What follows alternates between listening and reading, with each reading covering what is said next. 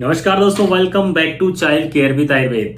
दोस्तों, कई पेरेंट्स मुझसे प्रश्न पूछते हैं कि क्या हम अपने बच्चों को एसी में सुला सकते हैं। हमारा बच्चा न्यू बॉर्न बेबी है या 6 महीने का बच्चा है, 1 साल का बच्चा है, तो क्या एसी के नीचे बच्चों को सुलाया जा सकता है।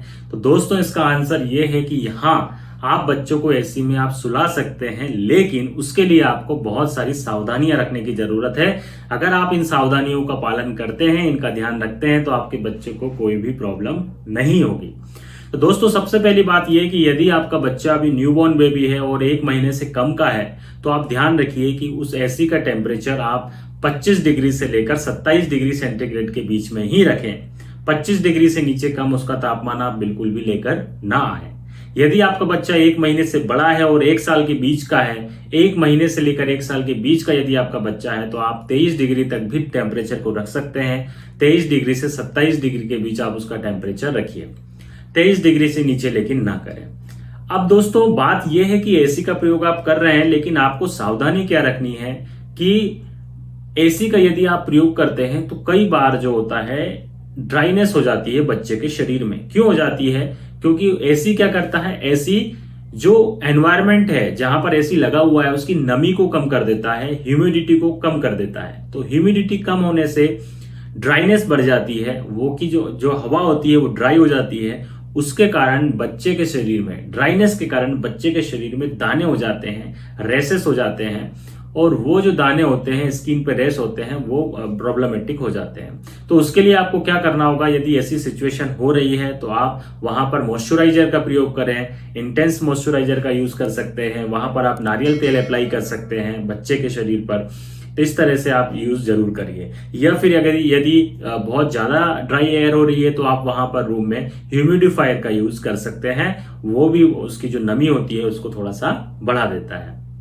इसी तरह से ऐसे जहां पर गर्मियों में, बरसात के मौसम में तो एसी बहुत अच्छा होता है, जहां पर आपको ह्यूमिडिटी को कम करना है उसने कर दिया। लेकिन गर्मियों में जहां पर ड्राइनेस ज्यादा है, ऑलरेडी अब एसी का प्रयोग करेंगे तो ड्राइनेस बढ़ जाएगी। तो वहां पर आपको ह्यूमिडिटी का बहुत ध्यान रखना है बच्चे के शरीर से दानों को मिटाने के। दूसरा साइड इफेक्ट दोस्तों इसका हो सकता है कि आपके बच्चे के शरीर का तापमान कम हो सकता है, जिसे हम हाइपोथर्मिया कहते हैं। तो उसका भी आपको विशेष रूप से ध्यान रखना है।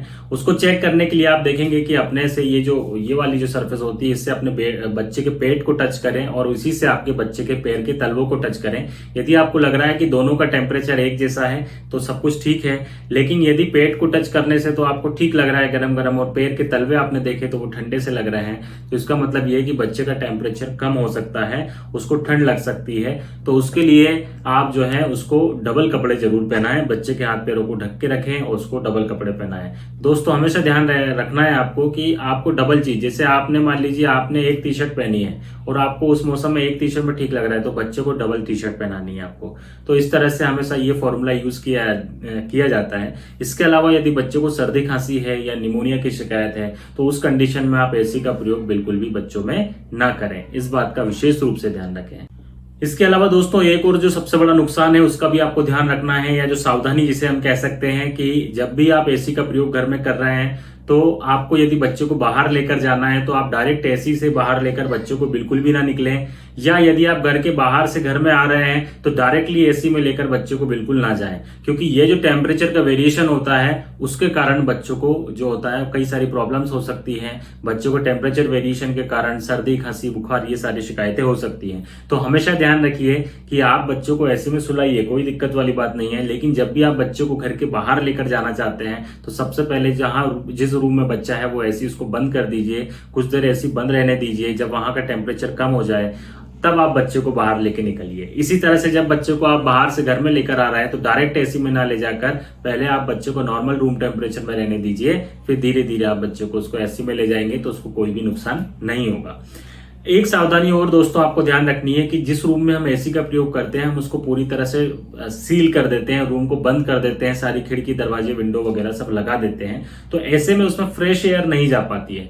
तो आपको क्या करना है कि जब दिन के समय आप एसी बंद रखते हैं, सुबह सुबह के समय, तो उस समय आप क्या करें कि पूरी दरवाजे वगैरह खिड़की वगैरह खोल दें अच्छे से, ताकि फ्रेश एयर भी अंदर आ जाए।